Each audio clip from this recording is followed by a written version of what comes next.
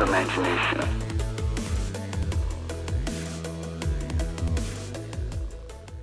We're going to wire in the leaf switches. This is for the flippers. You kind of saw this if you watched the coin door or the coin in idea. This is a leaf switch. This is a leaf switch holder. This is the flipper button. So you can see when the button is pushed, it makes these two, can you see that? Yeah. Contact, which completes the circuit. And then the two wires will know, oh, we've been joined together. Let's do something. So in a pinball machine, there's usually two on either side. One's the main flipper and one's called a Magna Save, which in some games there's different features that the different flipper. With a virtual pinball, you can actually assign that second flipper to do anything else, even volume. So I haven't decided, you know, I can whatever I want. Haven't decided. So the nice thing about flippers is it can be any colors.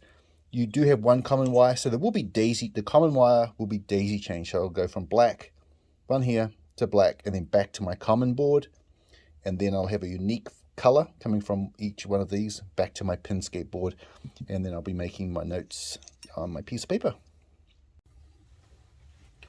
So I'm looking on the left side. I've got my red flipper here, flipper button. It's very snug.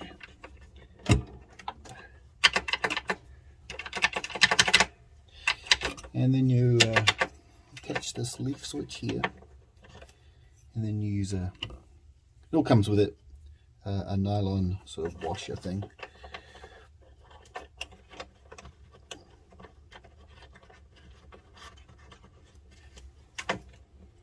Doesn't matter where these go, but you obviously want it out of the way of things.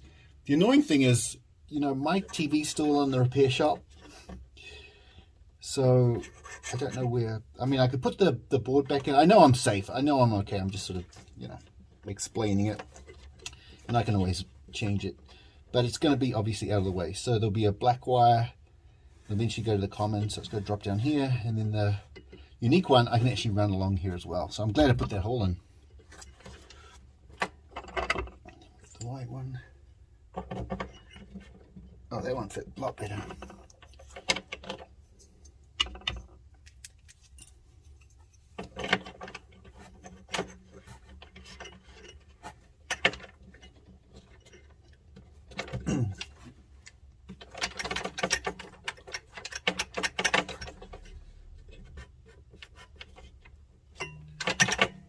I'm going to do the wiring or the terminal connections to them outside the box.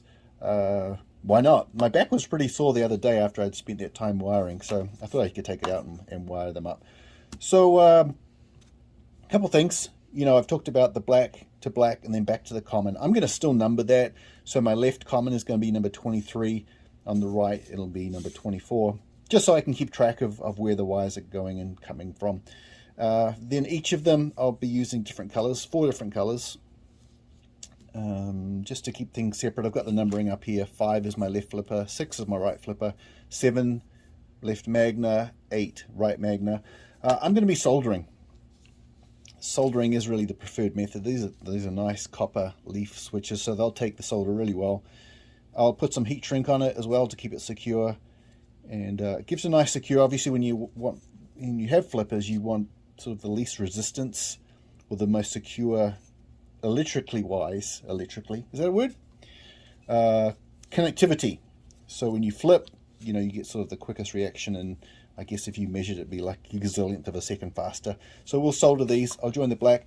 One of the tricks is obviously making sure I have enough in case I need to move these around. So I've given myself plenty of sort of wiggle room. So we'll just solder these together, and I'll put it on hyperlapse.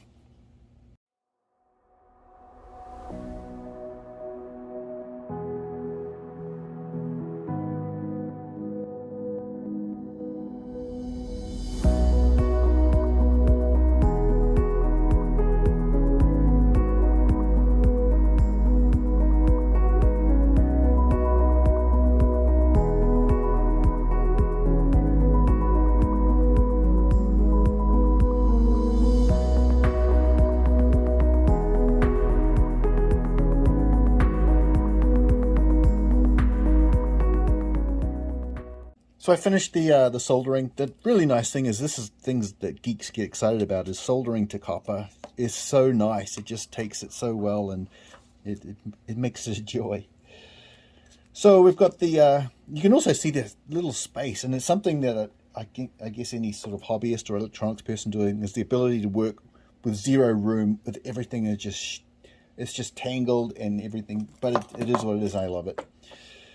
So we've got the daisy chained black wire. So it's number 23. It goes to this one terminal on this flipper, one terminal here, and then this goes back to my common ground, the terminal block. Then I've got my two unique. So I've got number 5 is my left flipper, and then number 7 is the left magna. So 3 wires coming back. And so let's drop it in. I don't know if my decision to do this outside will pay off, but we'll drop it in. So you can see I sort of wrote on there as well. So this is my flipper, this is my magna save. So this one's going to go here, this one's going to go here. Oh yeah, this will be good. This will be good.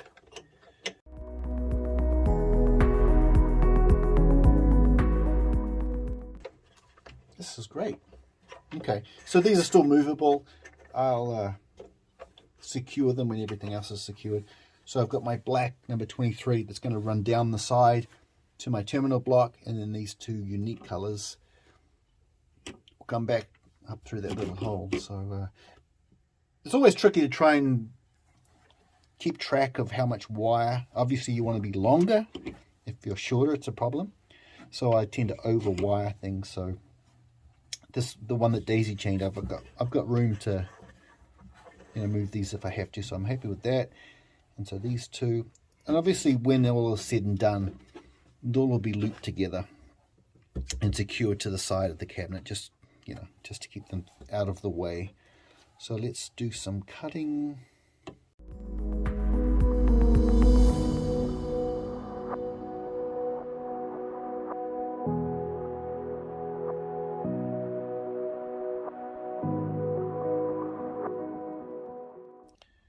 I'm going to get ready to solder and can make all the connections on the other side, on the right hand side.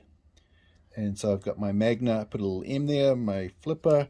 These are the colors I'm going to use. I'm going to use green for my flipper. So right flipper is going to be labeled number 6. It's going to be green. And then the magna, the right magna, is going to be orange. And I'll put a number 8 on that. And then my black common wire is actually down here. Common flipper, so it'll be number 24. So that's the flippers in. This is the right hand flipper. I've got number 8 is my magna save. Number 6 is my flipper. You can see that these aren't tightened yet because I need to put the plane field in, and I need to move this if I have to. Then my common wire 24 goes back to the block. You can see it's a rat's nest, but really thankful for the numbers.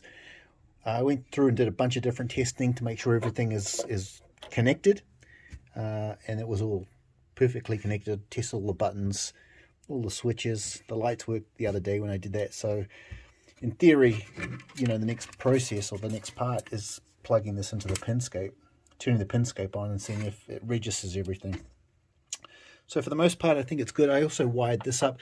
This has like 6 different terminals. I don't know which ones they are, so I need to test them. But I've actually got the wires coming back to, you know, one to ground, then one to the unique. And that's it for this afternoon. So I'm really happy. That's almost done in terms of being able to screw these down, put all the blacks together, put the channels in, make it all neat, pretty, and the front is done almost. All right, thanks for watching.